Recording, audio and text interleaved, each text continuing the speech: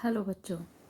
तो चलिए आज हम लोग जो हम लोग पाठ पढ़ रहे थे, हमारा परिवार हमारी पहचान, उस पाठ को हम लोग आगे स्टार्ट करते हैं, आगे कंटिन्यू करते हैं। और ये समझने की कोशिश करते हैं कि हम लोग ने जो भी अपना परिवार के बारे में पढ़ा था कि हम लोग एक साथ मिलकर रहते हैं, एक दूसरे के साथ हंसते बोलते हैं, खेलते हैं, एक दूसरे के कामों में मदद करते हैं। तो चलिए उसी के आगे हम लोग कंटिन्यू करते हैं कि हम लोग और तरह तरह के कौन कौन से परिवार हैं। तो आज की हमारी इस वीडियो में हम लोग ये समझेंगे कि अन्य अलग अलग तरह के कौन कौन से परिवार होते हैं और उनमें क्या क्या समानताएं होती हैं और क्या क्या उनमें विषमताएं होती हैं। चलिए आइए देखते हैं। तो सबसे पहला तरह तरह के परिवार। अंकिता के परिवार में अभी हम लोग ने यहाँ पे दो परिवारों के बारे में बातचीत की थी ना। एक परिवार था अंकिता का और एक था निगार का। तो चलिए, अंकिता के परिवार में उसके दादा दादी, चाचा चाची, उसके बच्चे और सभी एक साथ एक ही घर में रहते थे। एक ही घर में रहते थे, ये बात ध्यान देने वाली है यहाँ पे। एक ही घर में रहते थे। तो अंकिता का परिवार क्या हुआ? संयुक्त परिवार। देखिए बच्चों, ये ध्यान देने वाली बात होती है कि संयुक्त परिवार क्या होते हैं, जहाँ पर कि घर के सभी लोग, मतलब सिर्फ ऐसा नहीं कि अंकिता, उसकी उसका भाई और उसके मम्मी पापा, सिर्फ इतने लोग नहीं, बल्कि उनके साथ उनके दादा दादी, चाचा चाची, चाचा चाची के बच्चे भी, जो अंशु और सुधा थी, दोनों बच्चे थे उनके। ये सारे लोग एक ही घर में रहते थे, एक साथ रहते थे। तो जब भी इस तरह का परिवार होता है, उस परिवार को हम लोग क्या कहते हैं? संयुक्त परिवार। जहाँ पे दादा दादी, चाचा चाची, उनके बच्चे और ताऊ ताई भी हो सकते हैं, उनके बच्चे हो सकते हैं, मम्मी पापा, सब लोग मिलके साथ रहते हैं। तो इस तरह के परिवार को हम लोग क्या कहते हैं? संयुक्त परिवार कहते हैं। आइए अब आगे बढ़ते हैं, आगे और देखते हैं इसमें। सायरा और के परिवार में केवल उसके अम्मी अब्बू, उसकी बहन निगार है। ठीक है। तो और जो दूसरा परिवार हमने पढ़ा था सायरा और निगार का, तो इसमें हम लोग ने क्या देखा था कि सायरा और निगार के परिवार में सिर्फ उसके अम्मी अब्बू थे और सायरा थी और उसकी बहन निगार थी, छोटी बहन थी निगार। तो इस तरह के परिवार जहाँ पर सिर्फ मम्मी पापा होते हैं और उनके बच्चे होते हैं और एक साथ रहते हैं एक ही घर में, तो इस तरह के परिवार को हम लोग कहते हैं एकाकी परिवार। इस तरह के परिवार को क्या बोलते हैं हम लोग? एकाकी परिवार। जहाँ पर कि सिर्फ मम्मी पापा और उनके बच्चे होते हैं, यहाँ पे उनके साथ उनके दादा दादी, चाचा चाची नहीं रहते हैं। इस तरह के परिवार को हम एकाकी परिवार कहते हैं। तो संयुक्त परिवार में दादा दादी, माता पिता, चाचा चाची, ताऊ ताई और उनके बच्चे एक साथ एक ही घर में रहते हैं। ठीक है बेटा। और एकाकी परिवार में क्या होता है? माता पिता और उनके बच्चे रहते हैं। ठीक है। तो यहाँ ये घर छोटा होता है, ये घर छोटे होते हैं क्योंकि इनमें सिर्फ मम्मी पापा और उनके बच्चे, और ये जो घर और परिवार होता है, ये परिवार जो होते हैं ये बड़े होते हैं। कौन वाले परिवार बड़े होते हैं? जो संयुक्त होते हैं, क्योंकि इनमें दादा दादी, उनके मम्मी पापा, बच्चे सब लोग इकट्ठे होते हैं, तो ये बड़े होते हैं और ये एकाकी परिवार छोटे होते हैं। ठीक है बच्चों। आइए इनका अंतर समझ लेते हैं हम लोग कि इनका अंतर क्या है। संयुक्त परिवार। संयुक्त परिवार में लोगों की संख्या ज़्यादा होती है। क्यों ज़्यादा होती है? अभी हम लोगों ने समझा ना, क्योंकि यहाँ पे दादा दादी, चाचा चाची, ताऊ ताई अगर हैं तो सब एक साथ एक ही घर में रहते हैं, इसीलिए इस परिवार में संख्या लोगों की ज़्यादा होती है। एकाकी परिवार में कम लोग होते हैं। क्यों? क्योंकि यहाँ पे सिर्फ मम्मी पापा होते हैं और उनके बच्चे होते हैं। एक बच्चा, दो बच्चा, मतलब जो भी उनके बच्चे हैं वो सब एक साथ रहते हैं। ठीक है। संयुक्त परिवार में माता पिता के साथ दादी दादा, चाचा चाची, ताऊ ताई और उनके बच्चे होते हैं, ये सब एक ही घर में रहते हैं, इसीलिए बड़ा परिवार होता है और इसीलिए इसमें ज़्यादा आदमी होते हैं। लेकिन एकाकी परिवार में सिर्फ माता पिता और उनके बच्चे होते हैं, इसीलिए इसमें कम लोग होते हैं, कम आदमी होते हैं, कम सदस्य होते हैं। ठीक है बच्चों। तो अब हम लोग ने सोचा कि पढ़ा हम लोगों ने कि परिवार क्या होता है, परिवार में हम लोग कैसे रहते हैं काम करके एक साथ एक दूसरे की सहायता करते हुए, और क्या संयुक्त होता है और क्या एकाकी होता है। ठीक है। अब हम परिवार में क्यों रहते हैं? अच्छा बताइए, हम परिवार में क्यों रहते हैं?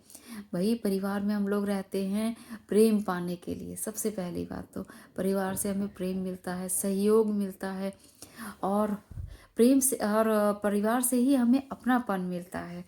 प्रेम परिवार हमेशा हमारे मुसीबत, जब भी हमारे पास कोई कष्ट आता है, कोई दुख आता है, कोई भी मुसीबत आती है, तो वो परिवार ही होता है जो हमें सबसे पहले हमें सहायता देता है, हमें संबल प्रदान करता है, हमें मजबूत बनाता है, हमें उस मुसीबत से लड़ने में सहायता प्रदान करता है। तो वो परिवार ही होता है हमारा।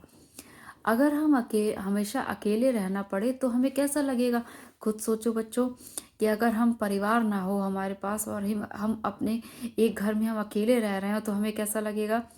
मतलब सोचिए हमारा जीवन कितना कठिन हो जाएगा वहाँ पर, कि हमें अगर कभी किसी की ज़रूरत हुई, हमें कोई दुख है, दुख तो में तो हम हमेशा ही सबको याद करते हैं, लेकिन मान लीजिए कोई बहुत अच्छी खुशी की बात है, सुख है, तो भी वो सुख कब बढ़ता है हमारा? जब हम किसी के साथ उसको शेयर कर लेते हैं। और निश्चित है जब हम अपने परिवार के साथ अपने सुख दुख की बातें शेयर करते हैं तो हमें भी आनंद आता है। हमारा अगर दुख में है तो हमारा मन हल्का होता है, लेकिन अगर हम किसी के साथ नहीं रह रहे हैं तो निश्चित है, सोचिए वो क्षण कितना भारी होगा कि हम अपने दुख की बातें, अपने सुख की बातें हम किसी के साथ शेयर भी नहीं कर सकते हैं, हम साझा नहीं कर पाते हैं। तो चलिए, अब आया हमारी पहचान, हमारा परिवार, कि हमारी पहचान जो है वो हमारा परिवार ही होता है।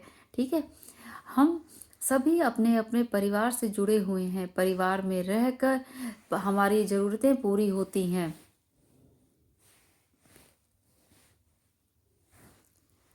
सभी एक दूसरे से स्नेह करते हैं। देखिए परिवार में क्यों रहते हैं हम लोग? क्योंकि परिवार में रहकर हमारी ज़रूरतें पूरी होती हैं, एक दूसरे से स्नेह करते हैं, परेशानी के समय एक दूसरे की सहायता करते हैं हम लोग। हमें सुरक्षा भी मिलती है परिवार से, भाई हम लोग जब एक साथ रहेंगे तो सुरक्षा मिलेगी ना हमें। परिवार के लोगों से हम सीखते भी हैं, उनकी सलाह से हम काम भी करते हैं।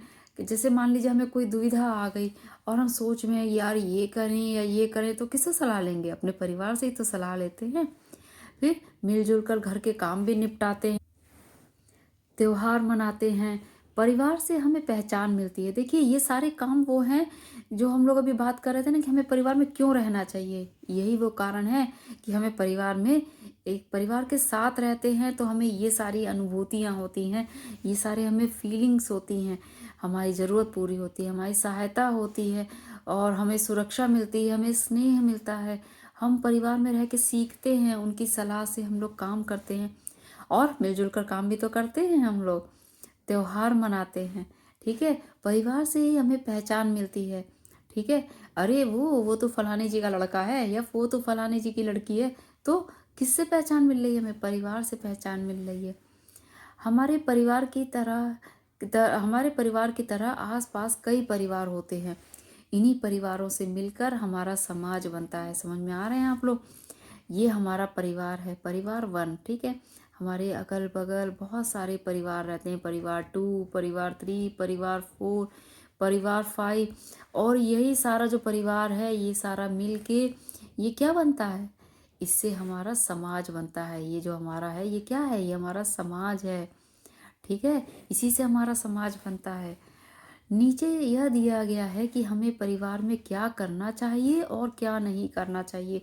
देखिए बेटा, जहाँ भी हम लोग रहते हैं ना, हर जगह रहने के कुछ नियम कानून होते हैं। हाँ, और हमें ये समझना चाहिए कि यहाँ रहते हुए हमें क्या चीज़ करनी है और क्या चीज़ नहीं करनी है, ये चीज़ समझनी चाहिए। अगर हम वो चीज़ करेंगे तो हम अच्छे बच्चे, गुड बॉय और गुड गर्ल, और अगर वो नहीं करेंगे तो निश्चित है थोड़े से बैड बॉय और बैड गर्ल तो हो ही जाएंगे। तो निश्चित है हमें अपने परिवार के साथ रहकर, और जो एक निर्धारित जो एक क्राइटेरिया होता है बेटा, जो समाज के कुछ नियम होते हैं, रूल्स होते हैं, उसको हम लोग को फॉलो करना चाहिए। जैसे क्या करना चाहिए? परिवार में रह के एक दूसरे का आदर करना चाहिए। निश्चित है हमारे बड़े लोग हैं, बुजुर्ग लोग हैं, उनका आदर करना चाहिए। सिर्फ बड़े ही नहीं, छोटे बच्चों को भी सम्मान देना चाहिए, जो हमसे छोटे होते हैं उनको भी सम्मान देना चाहिए। और क्या नहीं करना चाहिए? बिना बताए कहीं चले जाना, क्या ये करना चाहिए? जब मन हुआ बैग उठाए, झोला उठाए, चल दिए ना, गलत बात बेटा। हमें जब भी हम घर से बाहर कहीं जाते हैं तो हमें अपने बड़े लोग जो होते हैं उनको बता के, उनसे पूछ कर, उनकी आज्ञा लेकर तब बाहर जाना चाहिए, कि मम्मा मैं यहाँ जा रहा हूँ, जाऊँ, या पापा मैं यहाँ जा रहा हूँ तो क्या मैं जा सकता हूँ? उनकी आज्ञा लेके, उनको पूछ के तब जाना चाहिए। सभी की बातें सुनना व समझना, हमें अपने घर के में सबकी बातें सुनना चाहिए, समझनी चाहिए। किसी के बीमार होने पर उसकी देखभाल करना बहुत ज़रूरी है बेटा। हमें आपस में एक दूसरे से प्रेम और जो हम लोग के बीच में एक बॉन्डिंग होती है, एक दूसरे के बीच में जो लगाव होता है उसको दृढ़ रखने के लिए, मजबूत रखने के लिए ये सारी चीज़ें हैं जो हमें करनी चाहिए एक परिवार में रहते हुए। एक दूसरे के साथ विनम्रता का व्यवहार, प्यार विनम्रता से हम लोगों को एक दूसरे के साथ रहना चाहिए, एक दूसरे से व्यवहार करना चाहिए, परिवार के लोगों के कामों में सहयोग करना चाहिए। मम्मी हो, पापा हो, यहाँ तक कि हमारे छोटे भाई बहन हो, बड़े भाई बहन हो, सबका सहयोग करना चाहिए। ये नहीं समझना चाहिए बेटा कि ये हमसे छोटा है या तो हम इसकी बात क्यों सुने, हम इसका काम क्यों करें। नहीं, छोटा है तो भी हमें उसका वैसा ही सम्मान करना है और वैसे ही उसकी मदद भी करनी है। अच्छा, हमें क्या क्या नहीं करना चाहिए, इधर उधर सामान बिखराना गलत बात है। घर को संभाल कर संजो कर रखना चाहिए। बुजुर्गों की ज़रूरत का ध्यान ना रखना, ये तो सबसे गलत बात है। जो हमारे बड़े बुजुर्ग होते हैं उनका हमें ध्यान रखना चाहिए। बेटा वही लोग तो हैं जिन्होंने हमें इतना पाल पोस के बड़ा किया है, तो आज हम लोग उस लायक हुए हैं, उस काबिल हुए हैं। तो जो बड़े बुजुर्ग हैं उनकी सेवा करना, उनका ध्यान रखना, ये हमारा दायित्व बनता है। तो अगर उनकी कोई ज़रूरत है, उनकी कोई उनको उनको ऐसा महसूस हो रहा है उनकी सेवा की ज़रूरत है, तो बिल्कुल आप सेवा के लिए सदैव तत्पर रहिए। घर के कामों में सहयोग ना करना, ये भी गलत बात है। हमें घर के कामों में सहयोग करना चाहिए, मम्मी का सहयोग करना चाहिए। ये नहीं समझना चाहिए कि अरे ये तो मम्मी का काम है, वही करेंगी, मैं क्यों करूं। गलत बात बेटा, लड़कियां तो करती हैं, लड़कों को भी करना चाहिए, अपनी माँ का हाथ बटाना चाहिए। जो लोग देख सुन नहीं सकते हैं उनकी ज़रूरतों का ध्यान रखना। बेटा समाज में कुछ लोग ऐसे भी होते हैं जो जिनको दिखाई नहीं पड़ता, सुनाई नहीं पड़ता, या वो शारीरिक रूप से कुछ चैलेंज्ड लोग होते हैं, असक्षम लोग होते हैं। उनको भी हम उनकी भी देखभाल करना हमारा दायित्व बनता है, उनको समझना हमारा दायित्व बनता है। तो बेटा ये था हमारा पूरा पाठ। और इस पाठ में देखिए इस पाठ में आज हम लोगों ने पढ़ा कि संयुक्त और एकाकी परिवार के बारे में पढ़ा कि क्या होता है। ठीक है। और इस परिवार में हमको किस तरह से रहना है, इसको पढ़ा हमने। और इसे अच्छी तरह से समझाने के लिए बच्चों से उनके परिवार के बारे में चर्चा करना है। इसको कैसे समझना है, क्या करना है, और इसकी परिचर्चा हमेशा करी जानी चाहिए, एक स्वस्थ माहौल में करी जानी चाहिए। हमें अपने घर में भी जब बेटा आप लोग रहिए तो जो भी आपकी बातें हैं, जो भी आपकी अच्छी गुड और बैड दोनों फीलिंग्स हैं, उनको अपने घर वालों से शेयर करिए। उनके साथ आप जितना ज़्यादा साझा करेंगे तो उतना ही आपका परिवार में प्रेम भाव और सब आत्मविश्वास आपका बना रहेगा। तो बच्चों, ये आज का पाठ पूरा हुआ जिसमें हम लोगों ने परिवार के बारे में पढ़ा। दो अलग अलग परिवारों के बारे में पढ़ा हम लोग ने, संयुक्त परिवार पढ़ा और एकाकी परिवार पढ़ा। और परिवार में हमें किस तरह से रहना चाहिए इसको पढ़ा, कि हमें क्या करना चाहिए और क्या नहीं करना चाहिए, क्या नहीं करना चाहिए। तो ये सब चीज़ों के बारे में हम लोग ने पढ़ा। बच्चे आप लोग इसी तरह पढ़ते रहिए, ध्यान देते रहिए, और हम तो बस यही उम्मीद करेंगे कि आप लोग खूब पढ़िए, खूब लिखिए और अपने जीवन में एक सफल नागरिक बनिए, सफल इंसान बनिए और अपने समाज के लिए कुछ बेहतर काम करिए। ओके बेटा, bye, till then, good bye.